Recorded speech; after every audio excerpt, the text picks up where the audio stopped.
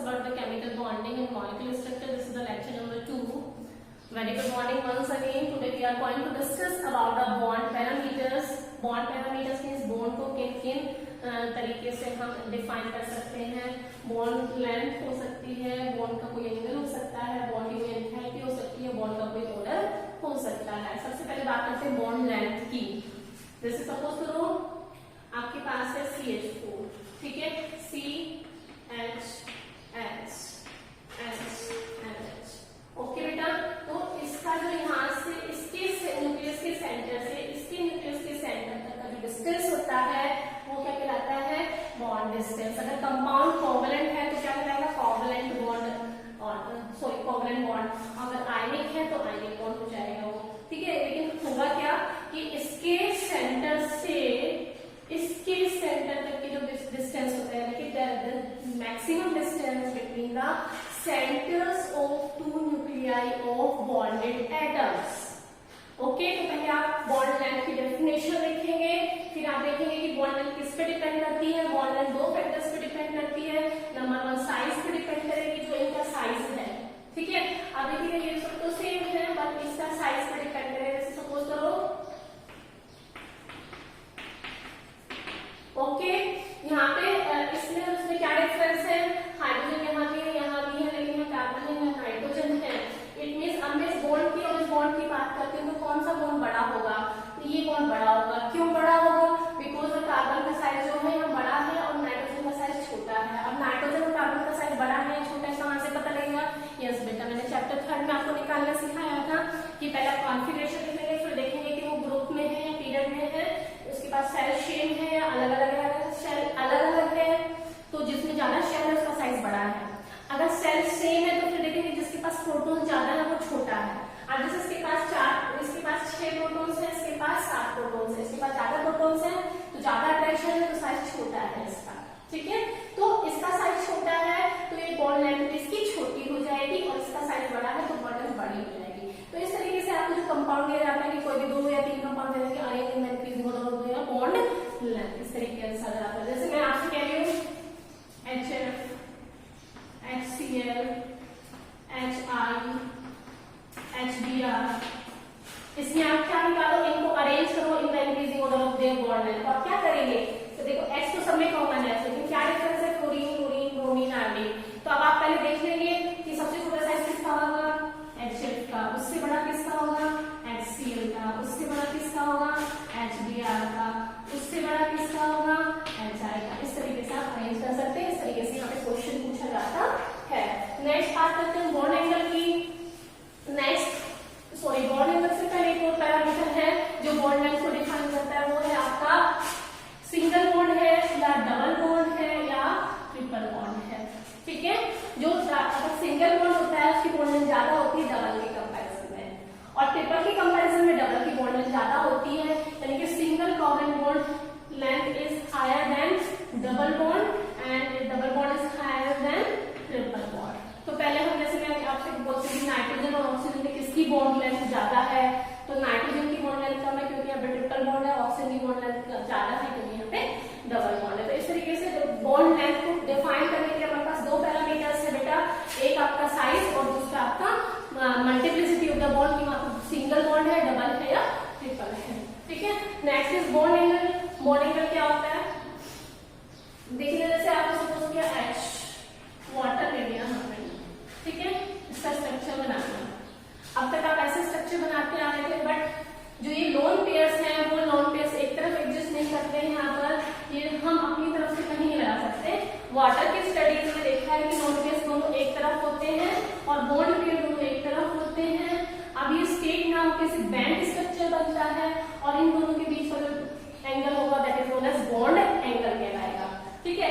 यानी कि ये जो इसमें ये एक पेयर था, ये एक पेयर था इलेक्ट्रॉन पेयर, इन दोनों में आपस में क्या होगा? रिपल्शन. इन दोनों में आपस में क्या होगा? रिपल्शन. इसमें भी आपस में रिपल्शन होगा. तो इस लोन पेयर में रिपल्शन ज्यादा था तो वो इसको नीचे शिफ्ट कर देगा और यहाँ बॉन्ड एंगल जितना होना चाहिए था उतना ना होके कम हो जाएगा, ठीक है. तो इस तरीके से बॉन्ड एंगल लोन पेयर के कारण क्या हो जाता है? डिक्रीज हो जाता है. तो पहले आप स्ट्रक्चर बना के देख लेंगे कि क्या लोन पेयर एग्जिस्ट करता है. अगर लोन पेयर एग्जिस्ट करता है तो वहां पे बॉन्ड एंगल क्या हो जाने वाला? डिक्रीज हो जाने वाला है, ठीक है. Next we are going to discuss that is bond enthalpy. देखिए this is the bond between oxygen and hydrogen. इस बॉन्ड को ब्रेक करने के लिए जितनी amount of enthalpy means energy, यानी कि minimum amount of energy required to break this bond is known as bond enthalpy. तो यहाँ दिस बॉन्ड की बजाय क्या बोलते हैं 1 मोल ऑफ बॉन्ड, यानी कि minimum amount of energy required to break 1 mole of bond is known as bond enthalpy and it is expressed in kilojoule per mole, or you can say kilojoule mole inverse like this. ठीक है. अब bond enthalpy आप कैसे निकालेंगे, कुछ वहाँ पे table दिया हुआ है, कुछ की बॉन्ड एंथैल्पी सुनने दी है, इस बॉन्ड को ब्रेक करने के लिए इसको कितना लगती है. यहाँ देखिएगा, मान लो जैसे ये 3 कंपाउंड्स आपको दे दिए हैं कि arrange in the increasing order of their bond enthalpy. तो आप कैसे करेंगे, क्योंकि मैं ऐसे क्वेश्चन देने वाली हूँ आपको और नोट्स में भी आपको लिखना है कि arrange in the increasing order of their enthalpy, और फिर आप निकाल के उसको अरेंज कर देंगे. ठीक है. ऐसा नहीं है कि स्ट्रक्चर्स बनाने हैं आपको, जो मैं आपको समझा रही हूँ क्वेश्चन जिस तरीके से उसी तरीके से आप क्वेश्चन को नोट्स में लिखेंगे. देखिएगा बेटा यहाँ पर this is water, this is NH3 and this is CH4. आप सबसे पहले आप देखिएगा कि हाइड्रोजन तो सबके पास कॉमन है, नाइट्रोजन और नाइट्रोजन ऑक्सीजन और कार्बन चेंज हुआ है. तो आप पहले आप इनकी कॉन्फ़िगरेशन लिख के चेक करेंगे कि नाइट्रोजन की कॉन्फ़िगरेशन क्या होती है 2 5 2 4 एंड 2 6. ठीक है. अब आप पहले साइज देखिएगा किसका सबसे छोटा साइज है. सबसे छोटा साइज किसका है, ऑक्सीजन का. उससे बड़ा किसका है, नाइट्रोजन का. उससे बड़ा किसका है, कार्बन का. इट मींस सो सिंपल सी बात है कि इसका साइज बड़ा है, तो इट मींस इसकी जो बॉन्ड लेंथ है वो भी बड़ी आएगी, क्योंकि इसके न्यूक्लियस से इसके न्यूक्लियस के बीच का जो डिस्टेंस है वो स्मॉल है, और क्योंकि इसका साइज बड़ा हो गया है इसलिए इसकी जो लेंथ है वो भी बड़ी आने वाली है.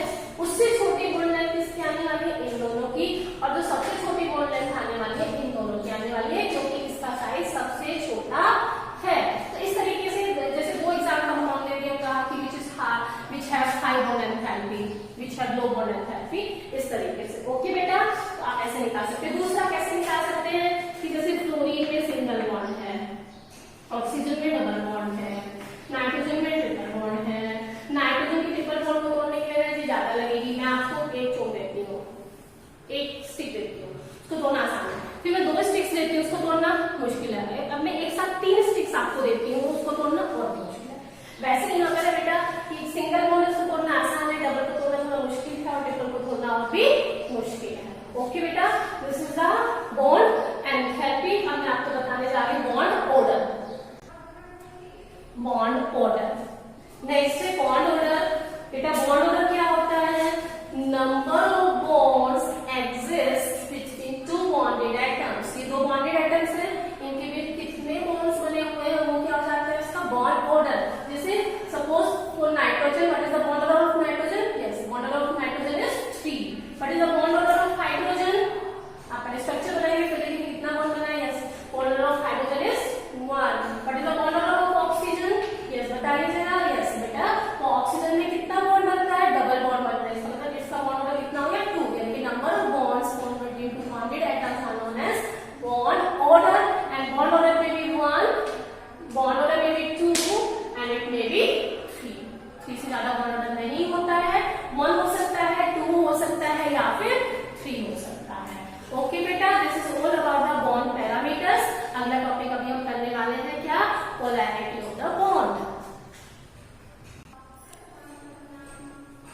Polar and non polar compounds, polarity of the bond. Poles मतलब यस, पोल्स मतलब 2 पोल्स, यानी कि negative pole and positive pole. Okay, तो ये नेगेटिव और पॉजिटिव पोल किसी भी कंपाउंड में आएंगे कैसे वो मैं आपको बताती हूँ, और फिर उस कंपाउंड पोलर कैसे बनेगा या नॉन पोलर को कैसे पता लगाएंगे. अगर आपके पास किसी भी कंपाउंड में 2 एटम्स हैं और दोनों सेम है, नाइट्रोजन, ऑक्सीजन, क्लोरीन, फ्लोरीन, जो इस तरह के कंपाउंड्स होते हैं जिनको बोलते हैं homonuclear. Homo means same, nuclear means nucleus वाले. ये देखिएगा यहाँ 2 न्यूक्लियस हैं, इस 2 एटम में 2 न्यूक्लियस हैं, एक इसका न्यूक्लियस हुआ, एक इसका न्यूक्लियस. दोनों का न्यूक्लियस सेम आएगा, दोनों के दोनों सेम एटम्स है, यानी कि होमोन्यूक्लियर एटम्स जो होते हैं वो सब नॉन पोलर होते हैं, ठीक है। लेकिन अगर जैसे मैंने सपोज किया H और Cl आ गया, अब ये क्या हो गया, हेट्रोन्यूक्लियर।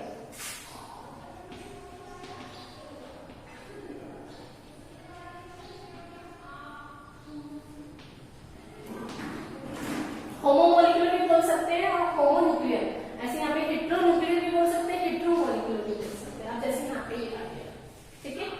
अब कैसे पता लगाएंगे क्या ये पोलर है या नॉन पोलर है? सबसे पहले देखेंगे कि इन दोनों में कौन ज्यादा इलेक्ट्रोनेगेटिव है। पढ़ा है ना थर्ड चैप्टर में इलेक्ट्रोनेगेटिविटी, यानी कि जिसका साइज छोटा होता है, साइज छोटा होगा तो उसमें अट्रैक्शन ज्यादा होगा, यानी कि जिसके पास अट्रैक्शन ज्यादा होगा वो इस शेयर्ड पेयर ऑफ इलेक्ट्रॉन्स को अपनी तरफ खींच लेगा। अगर आपके पास ये तीन एलिमेंट्स आ जाते हैं, नाइट्रोजन, ऑक्सीजन और फ्लोरीन, किसी भी कंपाउंड के अंदर, वो डेफिनेटली पोलर होगा, ठीक है। वो डेफिनेटली पोलर हो जाता है। कैसे हो जाता है वो पोलर, देखिएगा। जैसे सपोज करो मैंने H2O का केस ले लिया, ठीक है। यहाँ पे ऑक्सीजन एक इलेक्ट्रोनेगेटिव एलिमेंट है, वो इन शेयर्ड पेयर ऑफ इलेक्ट्रॉन्स को अपनी तरफ खींच लेगा, तो इसकी शिफ्टिंग हो जाती है ऐसे। तो ये क्या, इसको कैसे दिखाएंगे हम, इस तरीके से दिखाते हैं, इसके इलेक्ट्रॉन्स गए और इसकी तरफ हो गए, ठीक है। एरो जो खींचेगा उसकी तरफ एरो होगा, जिसके इलेक्ट्रॉन्स जाएंगे उसकी तरफ ये टेल होगी, ऐसे हो गया। इट मींस यहाँ पे ये एक इलेक्ट्रोनेगेटिव एलिमेंट है, तो ये इसके इलेक्ट्रॉन्स को अपनी तरफ खींच लेगा, जिसके कारण इससे आ जाएगा और उससे पार्शियल पॉजिटिव चार्ज। ओके बेटा, तो हम क्या करेंगे, जिधर एरो है, एरो की तरफ रखना होता है जो नेगेटिव होता है। जैसे सपोज करो HF की बात करते हैं, F जो इलेक्ट्रोनेगेटिव है, इसमें पार्शियल नेगेटिव चार्ज आएगा, इसमें पार्शियल पॉजिटिव चार्ज आएगा, और इसको जो दिखाएंगे हम इस तरीके से लिखते हैं, ठीक है। This is the direction of क्या, डाइपोल। अब इसको डाइपोल क्यों कहेंगे हम, why it is known as dipole, it means it has two poles, it has part एक पॉजिटिव पोल बना और एक और नेगेटिव पोल बना, इसलिए इसको क्या कहेंगे, डाइपोल। जब कोई किसी मॉलिक्यूल के अंदर डाइपोल बनता है तो उसका कुछ डाइपोल मोमेंट भी होता है, डाइपोल मोमेंट, ठीक है। What is the dipole moment? Dipole moment क्या होता है, जैसे सपोज करो HF है, इस HF में it has partial negative charge, इस हैज पार्शियल पॉजिटिव चार्ज, मतलब कोई चार्ज क्यों आया होगा, दिस इज Q1, ओके। इसके बीच में कोई डिस्टेंस रहा होगा, डिस्टेंस क्या रहा होगा, d। तो मैं क्या करती हूँ, dipole moment is denoted by mu, and mu is equals to the product of charge इधर द नेगेटिव चार्ज इधर the positive charge into distance between them, okay. What is dipole moment? Dipole moment is the product of charge present in the dipole and distance of the distance between two dipole. दो dipoles के बीच का जो distance है उसकी multiply अगर हम जो चार्ज यहाँ आया है उससे कर देते हैं, तो we can find out the dipole moment and its unit is debye. It is measured in debye, okay. Dipole moment is measured in debye, it is denoted by mu and mu is equal to Q into D, where Q is charge present in dipole and the distance between two charges, दो charges के बीच में distance को क्या कहलाता है, dipole, okay बेटा। अब हम इससे रिलेटेड कुछ क्वेश्चंस करने वाले हैं डाइपोल से related.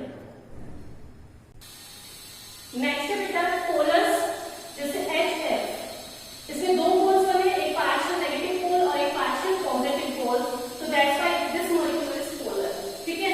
and its polarity is measured with the help of dipole moment, and dipole moment unit of dipole moment is SI unit is divide, okay बेटा। अब कुछ केसेस ऐसे हैं जिससे इलेक्ट्रोनेगेटिव एलिमेंट तो प्रेजेंट होता है बट वो पोलर नहीं होता है। अब हम कैसे पता लगाएंगे, देखिएगा। सपोज करो CO2 का केस देख लेते हैं, CO2 का केस देखिएगा। Here oxygen is electronegative than carbon, it means oxygen के partial negative charge and it के partial negative charge and it के पार्शियल पॉजिटिव, एक पार्शियल पॉजिटिव इसका आएगा और एक पार्शियल पॉजिटिव इसका आएगा। It has two partial positive, it has partial negative, it has partial negative, ठीक है। इसकी जो डायरेक्शन होगी वो ये होगी और इसकी जो डायरेक्शन होगी वो ये होगी।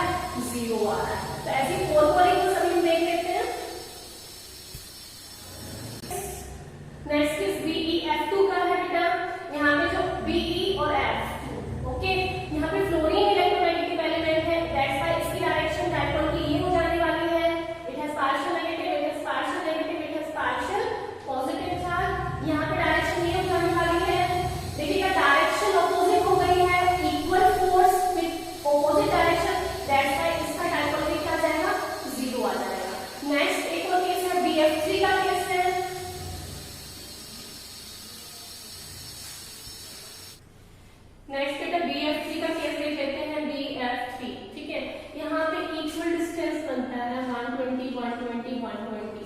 ठीक है, अब ये इसका डायरेक्शन ये रहेगी partial negative partial negative partial negative और फिर पार्शियल 3 पॉजिटिव आ जाएंगे। अब ये इधर खींच रहा है, ये इधर खींच रहा है और ये इधर खींच रहा है, यानी कि जो ओवरऑल जो खींचने वाला प्रोसेस है वो क्या हो जाने वाला है 0, क्योंकि ये सब तो यहाँ पे क्या आ जाएगा μ इक्वल्स टू 0, क्योंकि ये इक्विलिब्रियम में सेट हो गया है, इक्वल है सबके सब। ये यहाँ तो कोई भी किसी के इलेक्ट्रॉन को नहीं खींच पाएगा, इसके डायपोल मोमेंट क्या हो जाने वाला 0। देखिएगा बेटा ये जो केस है NH3 और NF3, this is very important case, काफी बार क्वेश्चन आता है मैग्नेटिक के बारे में। ठीक है, इसमें बात है कि इन दोनों में किसका डायपोल मोमेंट हाई है और क्यों है। ठीक है, देखिएगा यहाँ पे नाइट्रोजन इलेक्ट्रोनेगेटिव है तो डायपोल इस तरफ रहेगा, इसकी जो डायरेक्शन रहने वाली है इस तरफ रहने वाली है सारी। ठीक है, और इसके कारण भी डायपोल रहेगी इस तरफ, यानी कि ये सारी जो इधर चली गई यानी कि अब जो सारी डायरेक्शन है डायपोल की वो एक तरफ चली गई है, इसलिए ये डायपोल 0 नहीं आएगा। ठीक है, मतलब कुछ भी आएगा, हम मेजर नहीं कर सकते ऐसे, जब तक हमें चार्ज नहीं पता होगा तो हम विदाउट एक्सपेरिमेंट हम नहीं कर सकते, बस हम ये कह सकते हैं कि ये डायपोल 0 नहीं आएगा। बट यहाँ क्या है, ये डायरेक्शन इस तरफ है, इसकी डायरेक्शन इस तरफ है और इसकी डायरेक्शन इस तरफ है और इसकी डायरेक्शन इस तरफ है। ठीक है, सबकी डायरेक्शन अलग अलग है, इसलिए यहाँ पे डायपोल मोमेंट जो आएगा वो 0 हो जाएगा। ठीक है, तो या फिर ये कह लीजिए यहाँ पे जो डायपोल मोमेंट है बहुत कम आएगा, यहाँ इसका डायपोल मोमेंट बहुत ज्यादा आएगा। क्यों आएगा, क्योंकि यहाँ पे जो डायपोल की डायरेक्शन है वो टुवर्ड्स द सेंटर एटम है और यहाँ पे डायपोल की डायरेक्शन है वो अवे फ्रॉम द